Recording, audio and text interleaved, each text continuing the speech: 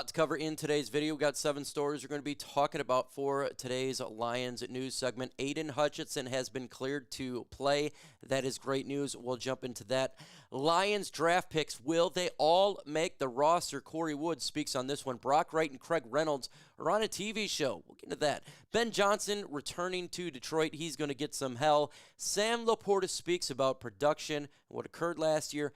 Penei Sewell on his offensive line coach, and Tyleik Williams gets love from a Lions player. Let's start with Aidan Hutchinson, though, because Aidan Hutchinson said he's never been more excited in his career to participate in OTAs.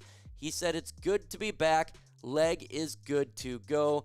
That is correct, folks. Aidan Hutchinson is back. He is cleared to play for the Detroit Lions. That is fantastic news. Finally, our beast of a player is able to participate and be active in Lions functions.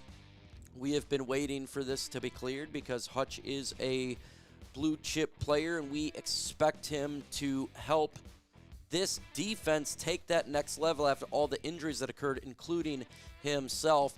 And it's good news. Now the Lions and the fans and everybody, we could go ahead and focus on other players that are dealing with injuries, right? You got Aleem McNeil. He's dealing with an injury. I think halfway through the season he could return. You got Malcolm Rodriguez, a player who's dealing with injuries. And, of course, you got Marcus Davenport, who has been injured the last couple years. So now we can focus on other players and stop worrying about Aidan Hutchinson. Folks, make sure you subscribe to the channel. I think we are about 70 subs away from 86,800. If you can hit that sub button and help out, that would be great. Korey Woods speaks about the Lions draft picks, and he has concerns of them all not making the team. He says, I said, all of them are not going to make it. I just don't see it. Of these 7 draftees, I'll say 6. Co-host Korey Woods predictive, pointing out the challenge facing the Lions front office. He continue on here. When you pick 244 and you're joining a receiver room that is a top heavy in this one, and with the 3rd round pick, Isaac TeSlaa, that's tough, Raven said. It's not to say that Lovett couldn't do it, and Brad Holmes loved to keep his draft picks, but pick 244, making a 15-win roster. I don't care how many undrafted free agents made it last year. Like, the window is tighter, and I have been preaching this for some time on my channel. Why is that? Because the depth is so good with this football team. Amazing depth all the way around, and I can absolutely see a situation where Lovett does not make the roster. It's not something that we have seen in years past where this team has many holes. This team doesn't have that many holes, and that's the predicament that you get into when you're Brad Holmes. And so that's why I don't mind that they trade.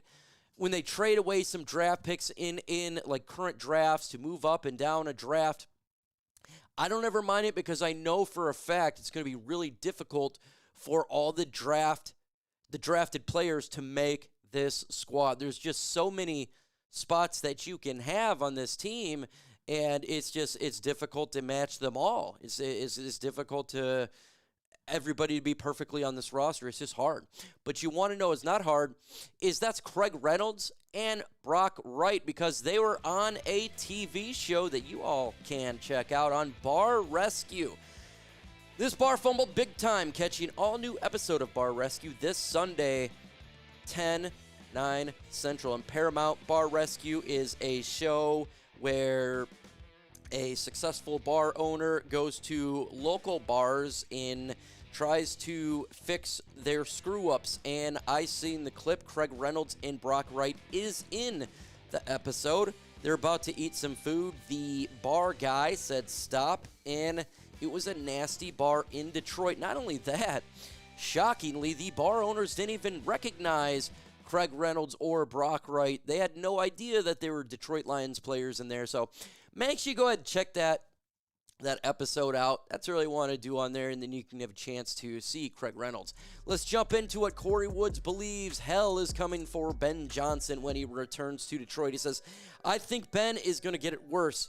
Woods said during a recent episode of the Dungeons of Doom podcast. I mean, with Stafford, there is a segment of fans that were happy just to get himself a ring to start over. With Ben, it's just not the fact that he left. Everyone knew he was leaving.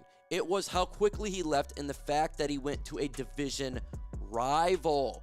And boy, oh boy, he is correct. He is 100% correct on this one, because I got to tell you what, when Ben Johnson does return to Detroit, it is going to be loud. Like he said, he left quick and he goes to a division rival. It was a situation where it's like, okay, you want to give us more of the middle finger. You are a Benedict Johnson. And so I know the fans are going to be really salty when he does return to Detroit, be really loud. And I can't wait to see the environment of Ben Johnson getting booed, and it's going to be extremely loud when now the Bears come to Detroit. That's most definitely going to be a significant rivalry. Just like you need to subscribe to the channel, folks. Let's get to 86,800 with your help. It absolutely can happen. Lions tight end Sam Laporta spoke about production. He goes to the media, says, so my first off season, I had ankle surgery, so I was trying to prepare the body for my second season. This season, it came out pretty healthy, which is great, Laporta told reporters. Thursday, I got to take some time off. Just let my body relax for some time since basically fall camp of my senior year in Iowa. So it's kind of a long stretch, but took a couple weeks to relax and hop back in the bike and started going again. Continued. I was very pleased with how my run game and blocking came along in year 2. I felt like I was very polished receiver in the passing game, Laporta said. There was a lot of weapons last year, so I kept hearing comments this offseason, why didn't you jick the ball much? It's like, dude, we scored the most points of any team in the NFL the last 5 years. Everybody deserves the ball, and I agree. I think I deserve the ball still, but I'm very pleased with how I blocked in the run game. And he continued on. He says, looking ahead this year, I think there's a continue to polish things off the run game and the pass game, start to see the game in the quarterback's perspective. What Jared Goff needs exactly, maybe not just knowing what I'm doing on the field, but the other people are doing as well, just seeing the big picture. I think you can look at anybody's film or any game and be like, well, they're running wide zone in the same way the team's running the wide zone, but they're running the ball in the 3 yards and a carry, and why are they running it for 7 yards, Kerryon Laporte said. And I think that you can break things down in the way it really makes a difference. So to answer the question, I feel like no, but when it comes down to the small details and the way you get coached, Sam Laporte is 100% correct here. And this is something that I talked about, and everyone asks me all the time, why did the production of Sam Laporte go down in year 2, sophomore slump, blah, blah. No, that was not it. He is correct. There's so many weapons on this offense. This is what's going to happen. You just can't feed everybody. You look at this. Amon-Ra St. Brown, Jamison Williams. You have Tim Patrick, Jahmyr Gibbs. You got Sam Laporta.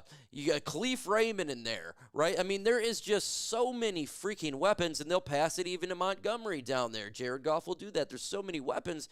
Of course, production's going to go down with other players because other players are picking up those yards. We're the best offense in football last year.